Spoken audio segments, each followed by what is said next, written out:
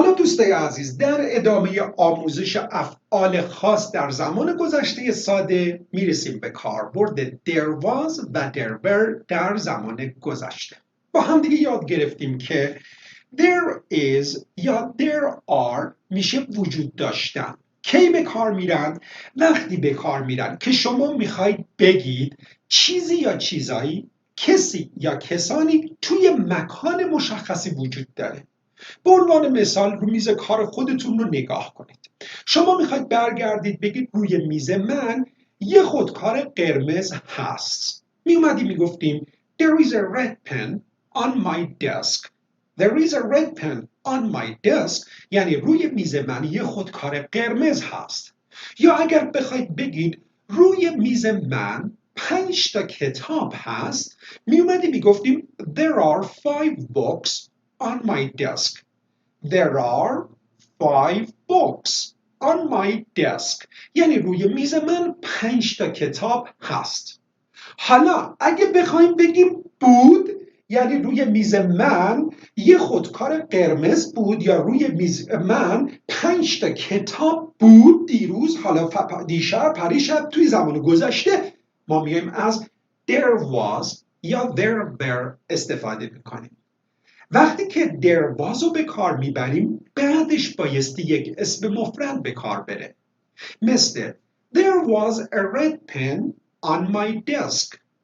There was a red pen on my desk.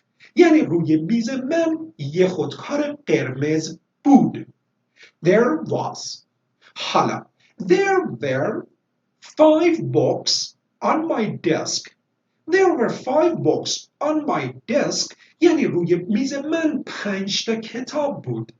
پس دوستای عزیزم there was میشه بود، وجود داشت، و there were یعنی بودن یا وجود داشتند. حالا میخوایم بگیم که وقتی که معلم کلاس رو ترک کرد فقط توی کلاس 2 تا دانش آموز بود. چجوری میگیم؟ میگیم When the teacher left the class, left گذشته leave به معنی ترک کردنه. When the teacher left the class, there were only 2 students in the class. There were only 2 students in the class. توی کلاس فقط 2 تا دانش آموز بود.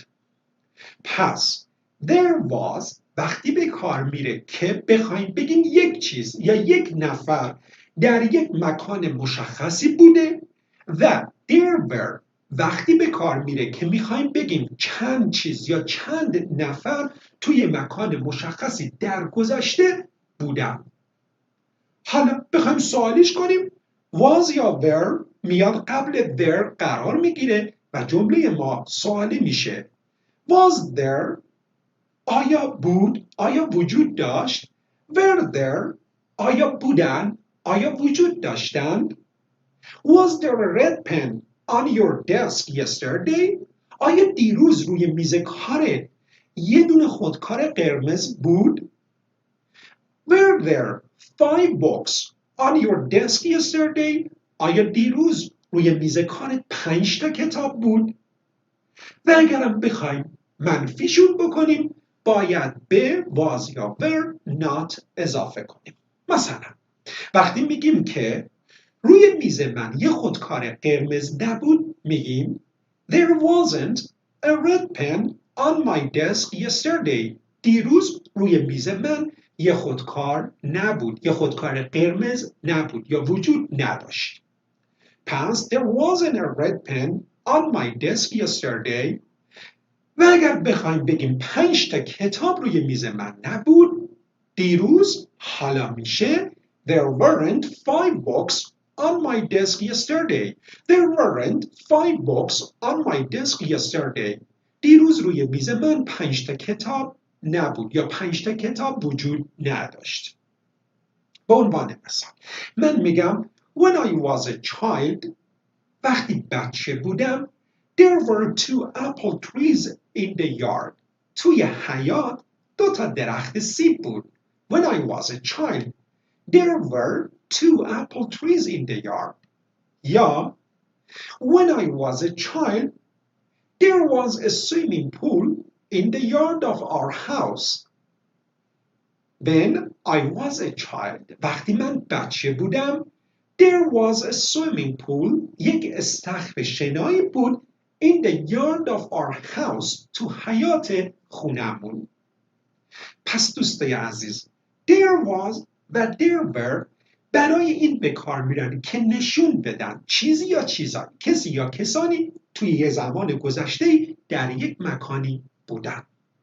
برای ساخت شکل سوالیشون was یا were میاد قبل در قرار میگیره و برای ساخت شکل منفیشون به was یا were not اضافه میشه. دوستای عزیزم، تا میتونید تکرار رو تمرین کنید تا کاملا درواز و درور رو و کاربردشون و استفادهشون، سوالی و منفیشون رو یاد بگیرید.